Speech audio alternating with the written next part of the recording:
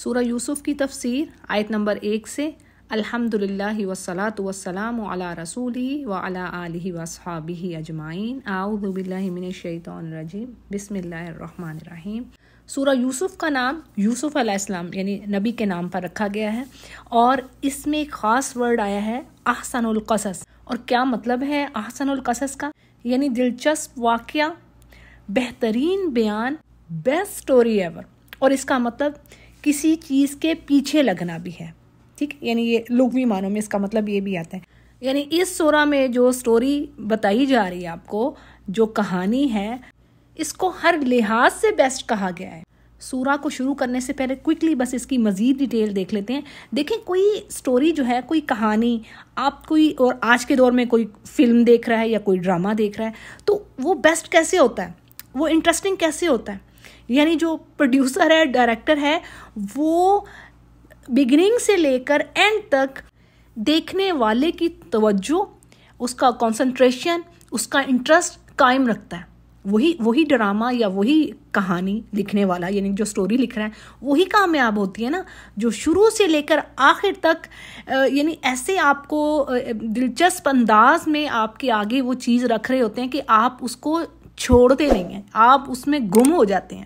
مگر یہاں بات یہ ہے کہ اللہ سبحانہ تعالیٰ جو مالک ہے اس کائنات کا، بنانے والا ہے، جس نے تمام انسانوں کی زندگیوں کو بنایا ہے، ان کی کہانیوں کو بنایا ہے، تو وہ یہاں پر اس قرآن کریم میں، جو کہ اللہ کا نور ہے، اس سے بہترین کتاب جس کو اللہ نے محفوظ رکھا، اور اس میں بہت سارے انبیاء کے ہمیں تذکرے ملتے ہیں، ان کی سٹوریز ملتی ہیں، تمام انبیاء کے نہیں، کچھ انبیاء کے، ٹھیک ہے، نام بھی اسی طرح ہیں، یعنی انبیاء تو بہت سارے آئے، لیکن کچھ کے نام ہیں، کچھ کی سٹوریز ہیں، زیادہ کی نہیں۔ تو موسیٰ علیہ السلام کی آپ سٹوری پڑھیں گی تو وہ بھی اتنی انٹرسٹنگ لگتی ہے، سورہ طٰہٰ میں بیان ہے، سورۃ المؤمنون میں سٹوری بیان کی گئی ہے، اور اس میں بھی پڑھنے والا مجبور ہو جائے کہ وہ اس کو پڑھتا جائے اور سنتا جائے۔ بہت سارے لوگوں کی زندگیوں کو اللہ کی ایک آیت نے ہی بدل دیا، یعنی دنیا میں کئی مثالیں ہمیں ملتی ہیں۔ تو بات یہ ہے کہ یہ سورہ دوسری سوراز کی نسبت اپنے آپ کو کیسے ڈفرینشیٹ کرتی ہے۔ تو اس میں اللہ نے انسانی جو رویے ہیں، جو حسد ہے، عناد ہے، سرکشی ہے، ایک دوسرے پر الزامات لگانا، تہمتیں لگانا، ناپسند کرنا، نفرتیں، سبحان اللہ، اس کو اللہ نے اس طرح اس میں بیان کیا، اور پھر اس کا اینڈ کیا ہے، یعنی جو برائی ہے اس کا آخر نتیجہ کیا ہے۔ The end of jealousy, enmity, result of human rebellions, اسی طرح میریکلز آف اللہ's ہیلپ، کہ کس طرح اللہ ایسی جگہوں سے انسان کی مدد کر دیتا ہے جہاں سے انسان سوچ بھی نہیں سکتا۔ یعنی آپ کو اس کی ہر آیت آپ کو کھینچتی ہے، ہر اگلی آیت میں ایک نئی چیز فوراً آ جاتی ہے۔ پھر اسی طرح اس میں ہیومن ڈس آرڈر، انسیڈنٹس اور انسٹرکٹیو اسپیکٹس آپ اس میں دیکھیں گے۔ تو جی اس کو شروع کرتے ہیں، پہلی آیت کو دیکھتے ہیں۔ الف لام را، یہ حروف المقطعات ہیں۔ تلک آیات الکتاب المبین، یعنی یہ ایک واضح روشن کتاب کی آیتیں ہیں۔ اچھا دیکھیں، آسمانی جو کتابیں ہیں ان کا مقصد کیا ہوتا ہے؟ یعنی اللہ نے کتابیں نازل کی ہیں، کیا مقصد ہے؟ لوگوں کی زندگیوں میں رہنمائی آئے، نور آئے، ہدایت ملے انہیں کہ کیسے زندگی گزارنی ہے، کیسے ایک دوسرے کے رائٹس کیا ہیں، ماں باپ کے، بیوی کے، بہن بھائیوں کے۔ پھر اسی طرح اگر کوئی جرم ہو رہا ہے، اخلاقی برائیاں ہو رہی ہیں، ان کو کیسے دور کیا جائے۔ تو یعنی اللہ چاہتا ہے کہ انسان خوبصورت، یعنی جس کو اللہ نے اشرف المخلوقات، احسن الخلق، بہترین مخلوق بنایا ہے، تو وہ بہترین خوبصورت زندگی گزارے۔ اس قرآن کریم، یعنی آج تو قرآن کریم ہی ہے، باقی سب کتابیں جو ہیں وہ بدل چکی ہیں۔ تو بات یہ ہے کہ قرآن کریم جس پر اتارا گیا، یعنی نبی کریم صلی اللہ علیہ وسلم عربی تھے، اور عرب ہی پہلے مخاطب تھے، یعنی ایسا نہیں کہ کتاب دوسروں کے لیے نہیں آئی، لیکن عرب جو تھے اول مخاطب تھے، ان کو ایڈریس کیا جا رہا ہے، تو اس لیے قرآن عربی میں نازل ہوا۔ اور سبحان اللہ، اللہ نے یہ بات قرآن کریم میں فرما دی ہے کہ دیکھو، یہ جو نان عربز ہیں اور عربز، یہ سب کے لیے یہ شفا ہے، یہ دلوں کی بیماریوں کو دور کرنے والی چیز ہے۔ یعنی آپ ایسا بھی ہے، یہ تو لیسٹ میں بات کہہ رہی ہوں، ورنہ تو یہ حق ہے نا ہمارے لیے، ہم نان عرب ہیں تو ہمیں میننگ آنا چاہیے بھائی، ہمیں اور سارا کچھ ہم پڑھ لیتے ہیں، تو اس کو کیوں نہیں پڑھیں؟ تو اس کا حق ہے، اور اس پر ڈبل اجر ہے، اجرین، یعنی آپ کی وہ لینگویج نہیں ہے لیکن آپ پھر بھی پڑھ رہے ہیں، تو اس پر ڈبل اجر ہے، الحمدللہ۔ لیکن عربوں کے سامنے آیا قرآن تو انہی کی زبان میں آیا، تاکہ اللہ کی بات کو اچھی طرح وہ سمجھ سکیں اور یہ بھی ہے کہ اللہ کی طرف سے حجت قائم ہو جائے، یعنی کوئی یہ نہ کہے کہ اللہ ہمیں تو پتہ نہیں لگا، ہمیں تو سمجھ ہی نہیں آئی کسی چیز کی. تو یہ اللہ اپنی طرف سے یعنی ایسی لاجک، ایسا پروف دیتا ہے کہ اب اس کے بعد کوئی ایکسکیوز نہیں رہے گا تمہارے پاس. اور آج دیکھیں سبحان اللہ ہمارے پاس بھی کوئی ایکسکیوز نہیں ہے، یعنی اتنی لینگویجز میں اس کی ٹرانسلیشن ہو چکی ہے، تو جو نان عربز ہیں ان کے لیے بھی پڑھنا مشکل نہیں ہے، جیسے کہ اللہ نے خود ہی کہہ دیا. یعنی قرآن کا ایک حصہ دوسرے حصے کی تفسیر کر رہا ہے، اللہ نے کہہ تو دیا وَلَقَدْ يَسَّرْنَا الْقُرْآنَ لِلذِّكْرِ فَهَلْ مِن مُدَّكِرٍ، یعنی بھائی اس قرآن کریم کو سمجھنا پڑھنا میں نے آسان کر دیا تم سب کے لیے. یعنی وہاں پر اللہ یہ نہیں کہہ رہا صرف عربوں کے لیے میں نے آسان کیا ہے، اللہ تعالیٰ کی کہہ رہے ہیں سب کے لیے وَلَقَدْ يَسَّرْنَا الْقُرْآنَ لِلذِّكْرِ فَهَلْ، یعنی کہ تم میں سے ہے کوئی اب جو اس پر غور و فکر کرے. تو بات یہ ہے کہ اگرچہ اس کو ریوارڈ ہے جو نان عرب ہے، لیکن اس کے پاس اب ایکسکیوز نہیں، اس کے پاس بھی کہ بھی زندگی تو ملی اور سب کچھ کیا لیکن اس کے لیے ٹائم نہیں تھا. تو جی میں اپنی بات کو لمبا نہیں کرتی، اب آگے چلتے ہیں. یعنی اللہ نے فرمایا کہ ہم نے اس کو عربی قرآن بنا کر نازل کیا ہے تاکہ تم سمجھ حاصل کر سکو. ڈیٹیلز میں اوپر میں نے دے دی ہیں. اور آگے اللہ فرما رہے ہیں کہ یعنی نبی سے کہا جا رہا ہے اور تمام امت سے یہ خطاب ہے، ایڈریس کیا جا رہا ہے کہ ہم آپ کے سامنے بہترین بیان آپ پر نازل کر رہے ہیں، اور یقیناً آپ اس سے پہلے بے خبروں میں سے تھے. یعنی آپ عالم الغیب نہیں ہیں. ٹھیک ہے، اس آیت سے کیا پتہ چل رہا ہے؟ یعنی اللہ خود ہی کہہ رہے ہیں نا، یہاں پر آپ پڑھیے یہ جو ہمارے جو کانسیپٹس خراب ہوئے پڑے نا، اللہ نے کہا میں نے شرک معاف نہیں کرنا. اللہ تعالیٰ ہمیں شرک سے بچائے. نیکیوں کی چاہے انبار کھڑے کر کے لے جائیں گے، لیکن اللہ نے کہہ دیا نا ان الشرک لظلم عظیم، تو شرک سے بچنا ہے. یعنی نبی کریم صلی اللہ علیہ وسلم عالم الغیب نہیں ہے. اللہ یہاں پر کہہ رہے ہیں وَإِن كُنْتَ مِن قَبْلِهِ لَمِنَ الْغَافِلِينَ. ٹھیک ہے نا، کنتا کا مطلب ہوتا ہے آپ، یعنی تو، قبل ہی اس سے پہلے، غافلوں میں سے یعنی بے خبروں میں سے تھے، آپ کو خبر نہیں تھی اس چیز کی. اور یہی چیز ہم سورہ آل عمران میں بھی دیکھتے ہیں کہ اللہ فرما رہے ہیں کہ اے نبی ہم آپ کو خبر دے رہے ہیں. جب مریم علیہ السلام کی کفالت کا قصہ تھا وہاں پر یہ بات آتی ہے. ٹھیک ہے جی. اور آگے کہا جا رہا ہے کہ یعنی اے محمد صلی اللہ علیہ وسلم اپنی قوم کے سامنے یوسف علیہ السلام کا قصہ بیان کیجئے. جب انہوں نے اپنے باپ سے کہا لی ابی، یعنی اپنے باپ سے کہا یا ابتی، یعنی اے میرے والد یا ابا کہہ لیں، انی رائے تو میں، انہوں نے اپنا ڈریم جو تھا وہ اپنے باپ کے سامنے رکھا کہ میں دیکھ رہا ہوں 11 ستارے، سورج اور چاند مجھے سجدہ کر رہے ہیں. بعض مفسرین کہتے ہیں کہ 11 ستاروں سے مراد یوسف علیہ السلام کے بھائی جو 11 تھے، اور چاند اور سورج سے مراد ماں اور باپ. اور خواب کی جو یعنی ان کا جو ڈریم تھا یہ کب کم ٹرو ہوا؟ 40 سال یا 80 سال کے بعد ان کا یہ خواب پورا ہوا، جب یہ سارے بھائی اپنے والدین سمیت مصر گئے تھے. یعنی سٹوری پڑھتے جائیں گے تو پھر پتہ لگے گا کہ آخر میں وہ سب کے سب ایجپٹ چلے گئے، مصر چلے گئے. وہاں یوسف علیہ السلام کے سامنے انہوں نے سجدہ کیا، اور یہ تعظیمی سجدہ تھا اس وقت، یہ جائز تھا تعظیمی سجدہ. ٹھیک ہے، یعنی یہ وہ والا سجدہ نہیں ہے جو ہم ورشپ کے لیے، عبادت کے لیے کر رہے ہیں. پھر جی آگے کیا بات آ رہی ہے؟ جب انہوں نے سنا یعقوب علیہ السلام نے اپنے بیٹے کا خواب، تو انہوں نے کہا کہ اے میرے بیٹے یہ بات تم نے اپنے بھائیوں سے نہیں کہنی، یعنی وہ تمہارے لیے کوئی نہ کوئی پلاننگ کریں گے. فَيَكِيدُوا لَكَ كَيْدًا. سوری میں نا ٹرانسلیشن نہیں پڑھ رہی، پھر اس طرح اور زیادہ ٹائم لگ جاتا ہے. ٹھیک ہے جی. تو اور پھر آگے بات آتی ہے، اللہ فرماتے ہیں کہ ان الشیطان، یعنی بے شک یہ جو شیطان ہے یہ تو کھلا دشمن ہے انسان کا. اچھا، اس ایک آیت میں ہمارے لیے سمجھنے کو کچھ چیزیں ہیں، سمجھیے گا ذرا بات کو. ٹھیک ہے، ایک تو حدیث میں بات آتی ہے کہ جب بھی آپ کوئی اچھا خواب دیکھیں، ٹھیک ہے، اپنے لیے اپنے حق میں آپ بڑا اچھا کوئی ڈریم دیکھ رہی ہیں، تو پلیز اس کو ہر کسی کے سامنے بیان نہیں کرنا. کیا پتہ کوئی حاسد ہو نوز، یعنی بہت سارے ہوتے ہیں. تو اس کو آپ نے صرف اسی کے سامنے بتانا ہے جو آپ کا یعنی مخلص ہے، آپ کا ویل وشر ہے. ٹھیک ہے جی، یہ چیز ایک ہمیں کلیئر ہوگی. یہ دیکھیں نا، خود یہاں پر انہوں نے یعنی ایک نبی کی زبان سے یہ بات آ رہی ہے کہ انہوں نے کہا کہ ایسا نہ کرنا، یعنی وہ بھائی جو ہے نا ان کے اگینسٹ چالے چلیں گے. ٹھیک ہے، تو ایک تو یہ آپ کو پتہ چل گیا کہ جو، اور برا خواب تو ویسے ہی نہیں کسی کو بتاتے، یہ بھی حدیث میں ہے. اور اچھے کا میں نے آپ کو بتا دیا کیا کرنا، جو کہ ہمیں ادھر سے ہی پتہ لگ رہا ہے. اب ایک اور چیز کیا پتہ چل رہی ہے کہ خواب ہی سے یعقوب علیہ السلام کو آئیڈیا ہو گیا، یعنی انہوں نے اندازہ لگا لیا کہ ان کا بیٹا کسی آنریبل پلیس پر جانے والا، یعنی عظیم شان کا حامل ہوگا وہ.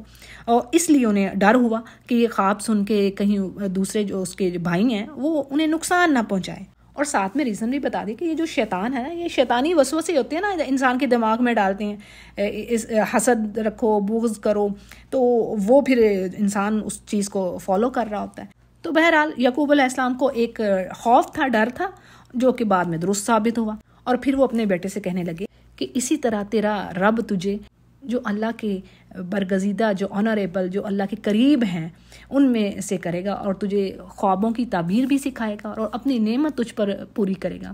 یعنی جیسے کہ یعقوب کے گھر والوں کو اللہ تعالیٰ نے اس سے پہلے ان کا یعنی فضل ہوا، یعنی یوسف علیہ السلام کے پردادا ابراہیم اور اسحاق، تو ان پر بھی اللہ نے اپنی نعمتیں پوری کی تھی. اور قرآن کریم میں بڑی خوبصورت آیت آتی ہے. اللہ فرماتے ہیں کہ فقد آتینا آل ابراہیم، یعنی ابراہیم علیہ السلام کی آل میں سے اللہ نے کتنے ہی بندوں کو اللہ نے عزت دی، نبوت دی، حکمت دی.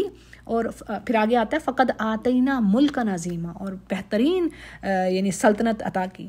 اور آگے کہا کہ بے شک تیرا رب بڑے علم والا اور زبردست حکمت والا، یعنی وہ خوب جانتا ہے کس کو میں نے کہاں پر رکھنا ہے. اور آگے اللہ فرماتے ہیں یقیناً یوسف اور اس کے بھائیوں میں یعنی سوال کرنے والوں کے لیے یعنی اس قصے میں اللہ کی عظیم قدرت اور نبی کریم صلی اللہ علیہ وسلم کی یعنی ان کے نبی ہونے کا پروف ملتا ہے. یعنی اس میں بہت ساری نشانیاں ہیں. تھوڑی سی بات بھائیوں کے ناموں کے بارے میں یہاں پر دیکھ لیتے ہیں کہ بعض مفسرین نے ان کے بھائیوں کے نام کی تفصیل بھی دی ہے. یہ احسن البیان میں ہے، اگر کوئی پڑھنا چاہے تو پڑھ سکتے ہیں، یہاں پر میں ڈیٹیل میں اتنا نہیں جا رہی. پھر اسی طرح ان کی والدہ کا نام لیا بنت لیان تھا، جو یعقوب علیہ السلام کی خالہ زاد تھی، اور ان کی وفات کے بعد یعقوب علیہ السلام نے ان کی بہن راحیل سے نکاح کر لیا، جن سے یوسف علیہ السلام اور ان کے بھائی بنیامین پیدا ہوئے.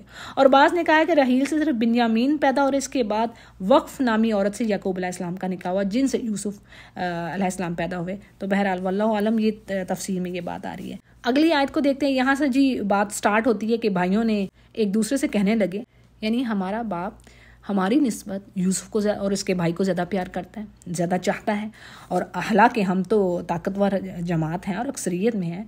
اور جبکہ یعنی ان کا مقصد یہ تھا کہ یوسف علیہ السلام اور ان کے بھائی یعنی ان کی مائیں تو الگ تھیں، اور اس کے باوجود باپ کی آنکھوں کا تارا جو تھا یہ دونوں بھائی تھے. تو اس پر کہنے لگے یعنی یہ تو ہمارا باپ جو ہے نا صریح غلطی کر رہا ہے، یعنی یہ تو بڑی واضح غلطی ہے، اس کو ایسا نہیں کرنا چاہیے. اب کیا جی اگلی بات کیا ہوئی کہ یعنی یوسف کو تو مار ہی ڈالو. یعنی آپس میں انہوں نے کیا طے کیا کہ یوسف کو مار ڈالو، یا پھر اسے کسی ایسی جگہ پر پھینک دو کہ باپ کو پتہ ہی نہ لگے، اور اس کا رخ پھر تمہاری طرف ہو جائے گا، یعنی تم لوگوں سے ہی وہ پیار محبت رکھے گا. اور ایسا کرنے کے بعد یعنی اس کو غائب کر جانے کے بعد تم توبہ کر لینا، تم نیک ہو جانا. تو اس سے کیا پتہ چل رہا ہے کہ یہ چیز اللہ تعالیٰ ہمیں معاف فرمائے کہ ایسی توبہ اللہ کے ہاں قبول نہیں. یعنی پہلے ہم برائی کر لیں، ہماری پوری پلاننگ ہو کہ جی برائی ہو گئی ہے، اچھا ٹھیک ہے ہم اس کے بعد توبہ کر لیں گے. پہلے یہ ہم یعنی اللہ تعالیٰ نے کہا ہے کہ وہ لوگ جن سے برائی ہو جاتی ہے جہالہ، یعنی غلطی سے ہوئی، بھول چوک سے ہو گئی، اب جو جان بوجھ کے کرے اور اس کے بعد سوچے کہ نہیں میں معافی مانگ لوں گا، تو یہ رویہ، یہ طریقہ یہ درست نہیں ہے. اچھا جی بھائیوں کی پلاننگ کیا ہو رہی تھی کہ یوسف علیہ السلام کو قتل ہی کر دو، مار ڈالو. لیکن کسی دوسرے نے کہا کہ ان میں سے یعنی ایک نے کہا کہ یوسف کو قتل نہ کرو، بلکہ اس کو کسی ایسے کنویں میں ڈال دو. یعنی اس سے جب سے مراد کنواں، اور غیابہ کا مطلب ہوتا ہے یعنی جو اس کی تہ ہے، ڈیپتھ ہے، گہرائی، جہاں سے کوئی چیز نظر ہی نہ آئے. یعنی اس کو کسی ایسی جگہ پر ڈال دو جیسے کہ کنواں وغیرہ. اور کوئی آنے جانے والا جو قافلہ ہوگا، مسافر ہوں گے، جب وہ پانی کی تلاش میں کنویں پر آئیں گے تو ممکن ہے کہ کسی کے علم میں آ جائے اور اس کو نکال لیا جائے، یعنی اس کو قتل نہ کیا جائے. یہ فیصلہ ہوا. اچھا جی پھر کیا ہے، باپ کے پاس جاتے ہیں اور کہتے ہیں کہ آپ یوسف کے بارے میں ہم پر اعتبار کیوں نہیں کرتے. یعنی قالوا یا ابانا ما لک لا تأمنا، یعنی ہم تو اس کے بڑے ویل وشر ہیں، ہم تو اس کے خیر خواہ ہیں، تو کل آپ اسے ضرور ہمارے ساتھ بھیجیے تاکہ وہ خوب کھائے پیے اور ہمارے ساتھ کھیلے، اور ہم اس کی حفاظت کے پورے ذمہ دار ہیں. تو اس پر یعقوب علیہ السلام کا کیا جواب آتا ہے؟ یعنی وہ کہتے ہیں کہ اس کا لے کر جانا، یعنی یوسف کو تم اپنے ساتھ لے جاؤ گے تو مجھے تو یہ چیز صدمہ دے گی، اور مجھے یہ کھٹکا بھی لگا رہے گا، یعنی مجھے یہ ڈر رہے گا کہ تم ذرا سی بھی غفلت برتو اس سے اور ویسے بھیڑیا کھا جائے. تو اس پر اپنے ابا کو جواب دیتے ہیں یعنی ہم تو بڑے طاقتور ہیں، وَنَحْنُ عُصْبَةٌ، یعنی ایسا ہو نہیں سکتا کہ ہمارے ہوتے ہوئے بھیڑیا کھا جائے، یہ تو پھر تو ہم بالکل ہی نکمے ہوئے. یعنی باپ کو اچھے طریقے سے یقین دلایا جا رہا تھا. میں ذرا آپ کو نا رواں ترجمے سے ہٹ کے تفسیر کے ساتھ ساتھ آپ کو بتا رہی ہوں میننگ، ٹھیک ہے نا. پھر آگے دیکھتے ہیں جی فَلَمَّا ذَهَبُوا بِهِ وَأَجْمَعُوا، یعنی پھر جب اس کو لے چلے، یعنی باپ کو منا لیا، لے گئے بھائی کو اپنے ساتھ، اور جب لے کر چلے سب نے مل کے یعنی ارادہ کر لی کہ اس کو کسی ایسے غیر آباد گہرے کنویں کی تہ میں پھینکنا ہے. اور جب انہوں نے اپنا کام پورا کر دیا تو اللہ سبحانہ تعالیٰ نے یوسف علیہ السلام کی تسلی اور حوصلے کے لیے وحی کی اور فرمایا کہ گھبرانے کی ضرورت نہیں ہے، یعنی ہم تیری حفاظت کریں گے بلکہ تجھے ایسے بلند مقام پر فائز کریں گے، اور یہ جو بھائی ہیں نا یہ یعنی یہی بھیک مانگتے ہوئے تیری خدمت میں حاضر ہوں گے. جیسے کہ یہاں پر آ رہا ہے نا لَتُنَبِّئَنَّهُمْ بِأَمْرِهِمْ هَٰذَا، اور ان کو شعور نہیں ہے، تم ان کو یہ جو ان کی کرتوتیں ہیں نا تم ان کو بتاؤ گے، یعنی ایک وہ بھی وقت آئے گا کہ تم ان کو بتاؤ گے انہوں نے تمہارے ساتھ کیا کیا، اور یہ اپنے اس کام پر پشیمان ہوں گے. اچھا جی، اگلی آیت میں کیا بات آتی ہے، یعنی کنویں میں پھینک کر اب آپ کے پاس آ جاتے ہیں عشاء کے ٹائم، وجاؤ اباہم عشاء یبکون، روتے ہوئے، جھوٹا رونا روتے ہوئے ابا کے پاس آ جاتے ہیں اور کہتے ہیں کہ ابا جی ہم تو آپس میں دوڑ لگا رہے تھے، یعنی ہم تو ریس کر رہے تھے، اور یوسف کو ہم نے اپنے یعنی چیزوں کے پاس، متاع آتی ہے نا، اسباب کے پاس ہم نے چھوڑا، اسے بھیڑیا کھا گیا. اب آپ ہماری بات کا تو یقین نہیں کریں گے لیکن ہم بالکل سچے ہیں. اور دیکھیں یہ وہی بات ہوئی نا، جو پکا چور ہوتا نا وہ کبھی نہیں مانتا، اور جھوٹ وہ بڑی صفائی سے بولتا ہے، یعنی وہ مان کے نہیں دیتا کہ اس نے چوری کی ہے، کوئی غلط کام کیا. انہوں نے بھی یہی کام کیا، یعنی یوسف علیہ السلام کے کرتے کو جھوٹ موٹ کے خون سے بھر لائے. اور روایات میں یہ بات یہاں پر تفسیر میں آ رہی ہے، کہتے ہیں کہ ایک بکری کا بچہ ذبح کر کے یوسف کی قمیص کو اس میں یعنی لت پت کر دیا، اور یہ بات بھول گئے کہ بھیڑیا اگر یوسف کو کھاتا تو قمیص کو بھی تو پھٹنا تھا، تو قمیص ثابت کی ثابت ہی تھی. اور جسے دیکھ کر یوسف علیہ السلام کے خواب اور جو ان کی یعنی جو اللہ نے ان کو فہم دیا، وہ نبی تھے ظاہر ہے، تو نبی کو تو اندازہ لگانا ان کے لیے تو کوئی مشکل نہیں ہے، ان کو تو اللہ نے فہم دیا ہوتا ہے. تو اس پر انہوں نے کہا کہ یہ بات یعنی قال بل سولت لکم انفسکم امرا، یعنی بات جس طرح تم یہ بیان کرے یہ ایسے نہیں ہے، بلکہ اپنے دل سے تم لوگوں نے کوئی بات بنا لی ہے، بس میں تو صبر ہی کر رہا ہوں اس چیز پر، اور تمہاری جو بنی بنائی باتیں ہیں نا اس پر میں اللہ ہی سے مدد طلب کرتا ہوں. فصبر جمیل، یعنی اللہ ہی اس چیز پر میرا مددگار ہے.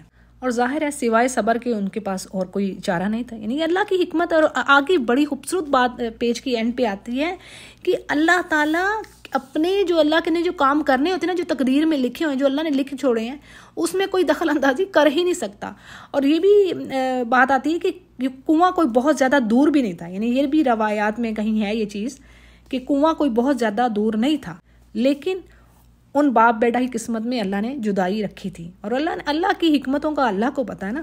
دوسری طرف کیا بات ہوتی ہے، ایک قافلہ آتا ہے اور وہ پانی لینے والے کسی اپنے بندے کو بھیجتے ہیں، وہ ڈول ڈالتا ہے تو دیکھتا ہے کہ یعنی وہاں پر ایک خوش شکل بچہ ہے، تو وہ خوشی سے آواز یعنی دیتا ہے اپنے قافلے والوں کو کہ یہاں پر تو ایک لڑکا ہے. اور اس کے بارے میں کافی ڈیٹیل ہے لیکن زیادہ میں یہاں پر نہیں رکھ رہی.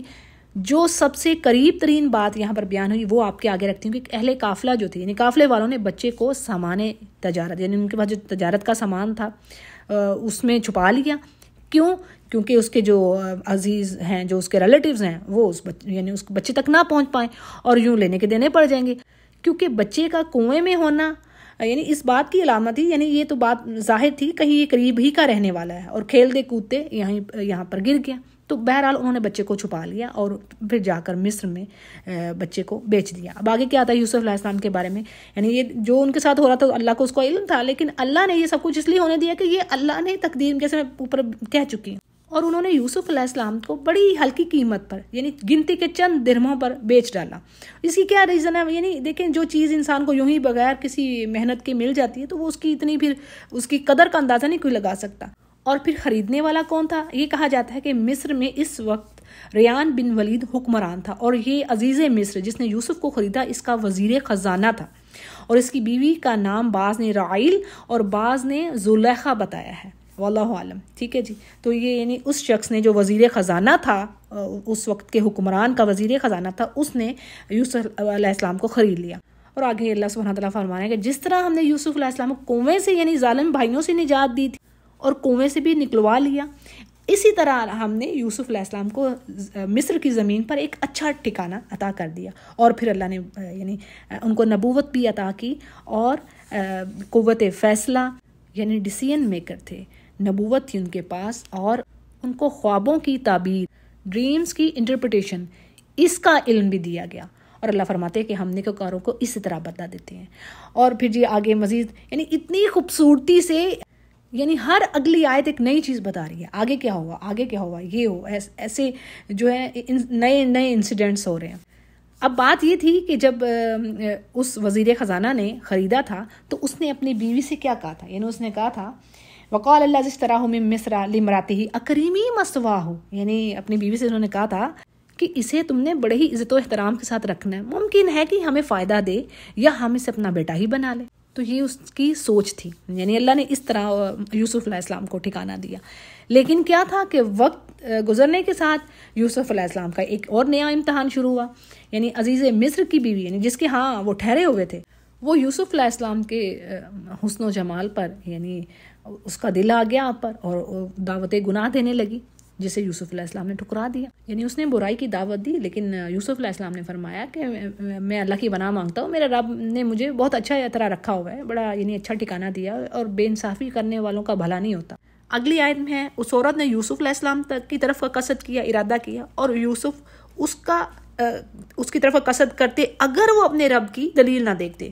یعنی وجہ یہ کہ اللہ ان کو برائی اور بے حیائی سے بچا لیتے، دور کر دیتے یہ چیزیں ان سے۔ اچھا، اس کی تفسیر دیکھ لیتے ہیں۔ کچھ مفسرین یہ کہتے ہیں کہ یوسف علیہ السلام نے قصد ہی نہیں کیا، ارادہ ہی نہیں کیا۔ اس کے برعکس کچھ مفسرین کہتے ہیں کہ یوسف نے بھی قصد کر لیا تھا، لیکن یہ اختیاری نہیں تھا، یعنی ان پر دباؤ تھا، وہ انڈر پریشر تھے۔ لیکن وہ مفسرین جنہوں نے مزید انویسٹیگیشن کی ہے، وہ یہ کہتے ہیں کہ یوسف بھی اس کا قصد کر لیتے، یعنی جو عربی کی بات یہاں پر جو الفاظ آ رہے ہیں، اگر وہ اپنی رب کی برہان نہ دیکھتے۔ تو اسی لیے جیسے ہی عزیز مصر کی بیوی نے گناہ کی دعوت دی تو وہ پکار اٹھے کہ معاذ اللہ، یعنی میں اللہ کی پناہ مانگتا ہوں۔ اور اس پر مفسرین کہتے ہیں کہ اگر کسی کے دل میں، کسی کے نفس میں کوئی موومنٹ ہوتی ہے، گناہ کی طرف کوئی قصد ہوتا ہے، لیکن وہ اللہ کا خوف، اس کا ڈر رکھتے ہوئے اس چیز سے بچتا ہے، اپنے آپ پر کنٹرول کر لیتا ہے، تو وہ زیادہ بڑا کمال کر رہا ہے بنسبت اس شخص کے جس کے دل میں یہ چیز یعنی پیدا ہی نہ ہو، یعنی برائی کا کوئی قصد ہی نہیں پیدا ہوا۔ تو یعنی ایسا شخص جس کے دل میں کوئی چیز آئی ہے، اس کے باوجود وہ اللہ کے خوف سے اس نے اس کو کنٹرول کر لیا ہے، تو یہ زیادہ بڑے صبر اور ضبط کا نمونہ ہے۔ اچھا، اس پر ایک حدیث کے الفاظ میں آپ کو بتاتی چلوں۔ سبحان اللہ حدیث کے الفاظ ہیں کہ 7 لوگ، کئی بار ہم نے یہ پڑھی ہوئی ہے نا، کہ 7 لوگ عرش کے سائے کے نیچے ہوں گے۔ 7 کیٹیگوریز ہیں، لوگوں کی ٹائپس ہیں ڈفرنٹ، ٹھیک ہے، جو اللہ کے عرش کے سائے کے تلے ہوں گے یوم القیامہ، جس دن کوئی سایہ نہ ہوگا۔ اور ان میں سے ون آف دا 7 پیپل، ایک وہ بھی شخص ہوگا جس کو کسی عورت نے دعوت دی برائی کی، لیکن اس نے اللہ کے خوف سے اس کی دعوت قبول نہیں کی، یعنی اللہ کے خوف سے اس نے وہ پاک دامن رہا، تو ایسا نوجوان بھی قیامت کے دن ان 7 میں سے ایک ہوگا۔ سبحان اللہ، یہ کوئی چھوٹی بات نہیں ہے۔ تو جی، یعنی گناہ اصل کور کو سمجھیے کہ ایک تو کسی کے دل میں گناہ کا خیال ہی نہیں آ رہا، عام شخص کی بات ہو رہی ہے، ہم عام لوگوں کی۔